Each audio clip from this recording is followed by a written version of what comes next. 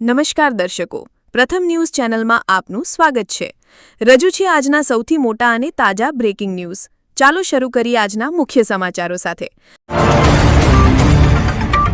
ઘાનામાં સૈન્ય helicopter crash થતા સંરક્ષણ મંત્રી સહિત 8 લોકોના મોત થયા। ગુજરાતમાં અતિભારે વરસાદની આગાહી।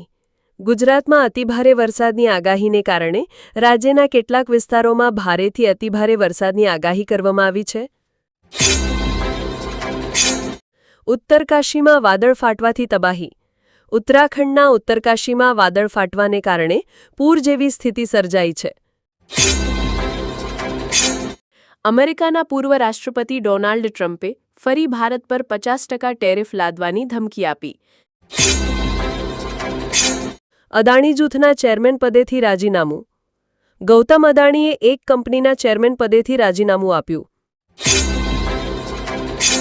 શિવસેના નેતા એકનાથ શિંદેએ પીએમ મોદી સાથે મુલાકાત કરી। મહેસાણા અર્બન બેંકની ચૂંટણી।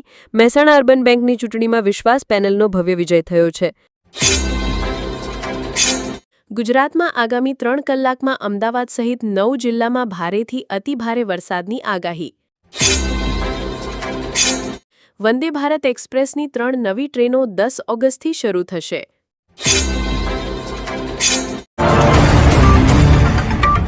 આ હતા આજના મુખ્ય બ્રેકિંગ ન્યૂઝ।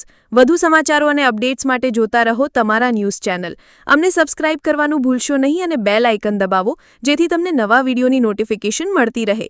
ફરી મળીશું નવા સમાચારો સાથે। શુભકામનાઓ।